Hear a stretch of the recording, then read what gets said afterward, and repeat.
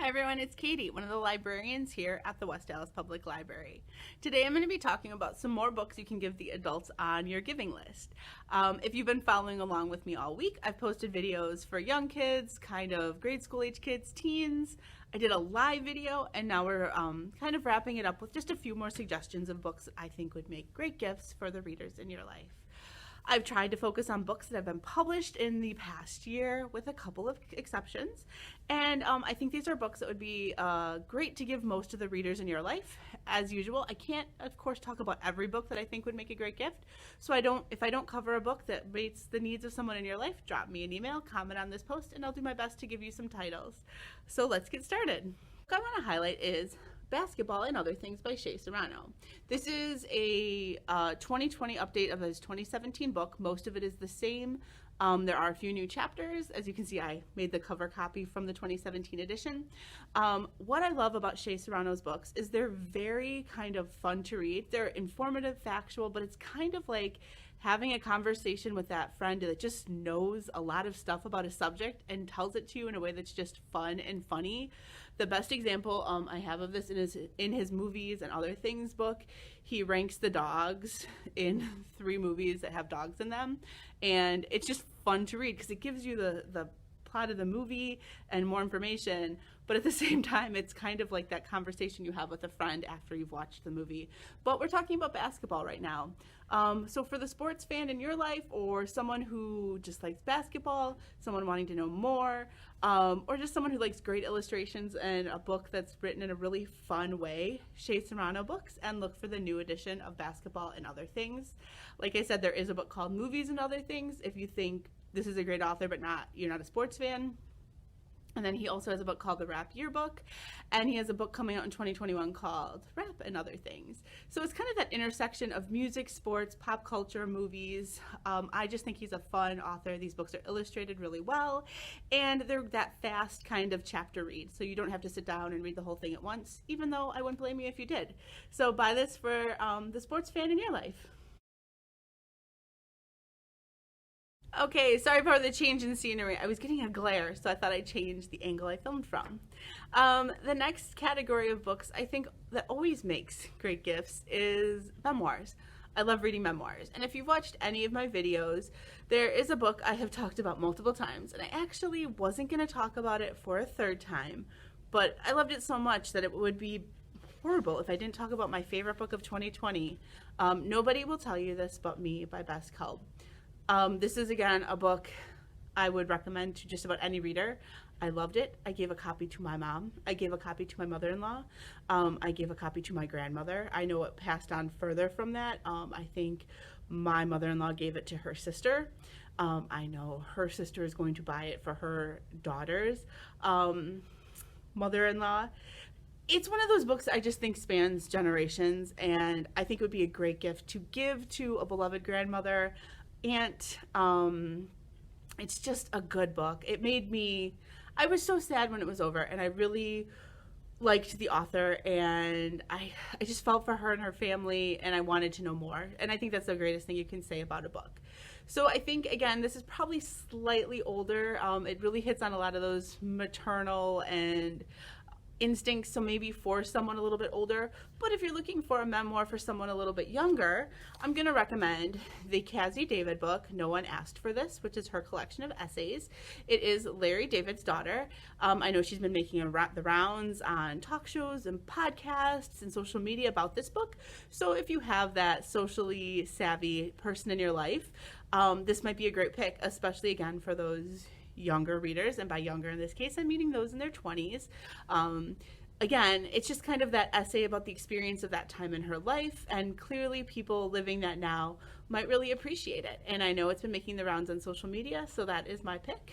Again, essays are always fun to give, or memoirs, biographies. So here are 2 that I think would make great gifts. As a lover of books, I have those favorite childhood books that I love rereading, and every now and then a new book comes out that sheds light on them. There have been tons of books in the past, but this year's pick is going to be Sometimes You Have to Lie, the story of Louise Fitzhugh, the author of Harriet the Spy. I am sure I'm not the only one who devoured the book Harriet the Spy and then kept a journal of the comings and goings of my friends and families, even though I know how horribly it ended for Harriet. But that curiosity in the world, that sense of wonder, and that sense of mystery under every corner, I just love that book. So I think for the fans of that book as a kid, would love to read about the author now. Again, very well reviewed book. So it just came out, or it comes out like next week. So if you can get your hands on this one, it would be a great read, but also a great gift to the person in your life who you knew loved Harriet the Spy, or just someone who loves children's literature or is curious about the writing process and the lives of authors. I think sometimes giving a book that can teach you more about the past is a great gift. I don't have a ton of historical biographies, so I thought I'd pick one about someone who learns more about the past much further than recent history. So I've picked The Sediments of Time by Maeve Leakey, and I just think this would be a fun book for anyone who's ever thought about looking into archaeology, anyone who has questions about the far past, and I think it would be a great biographical read of a woman in a science type background. And I feel like part of this is, who hasn't wanted to go on an archaeological dig? It kind of has that cachet of something that is just interesting, a little bit unknown. And I think this book, The Sediments of Time, would be a fabulous gift for someone with a lot of questions or just wants to read a very interesting and exciting life story. If you listen to my talk on Wednesday, I talk about beautiful books that just kind of are there for enrichment and enjoyment and aren't necessarily sit down and read chapter by chapter books. So today I have Made for Living, which is a home design book. Again, I think this would be a great book to give someone interested in home design or someone who just looks like looking at pictures of beautifully decorated homes. I do know that the people behind the Home Edit have a new book out this year. Again, another great book to give if you like that kind of organizational systems or if you just like looking at pictures of them. Home design books, along with things like cookbooks and gardening books, always make great gifts, and there's a whole bunch of new ones out. I really liked how beautiful this one was. And again, as someone who doesn't do this, if someone gave me this book, it would just be pretty to look at. For someone else, it might give them ideas and make a new fan. So look for those books about home design, gardening, cooking, because those are fun lifestyle type books that you can give. But this year I'm recommending Made for Living. My next pick I jokingly call my dad pick of the year. Don't worry, I also have a mom pick of the year. And what I mean by dad pick of the year is that it's a book that hits on a lot of subject areas that I think dads would enjoy. And of course, I don't mean everyone who's a father, but as I talk about the book, you'll kind of see why I say that.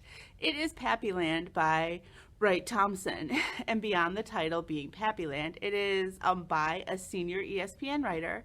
So if you have that person in your life who likes sports, that's something to consider.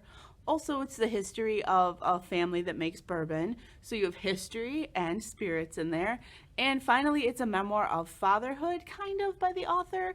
Again, I haven't read it yet, just reading reviews. I do know he's been making some of the podcast and interview rounds. So again, if you have a sports fan in your life, they've probably heard of him or have heard him on interviews.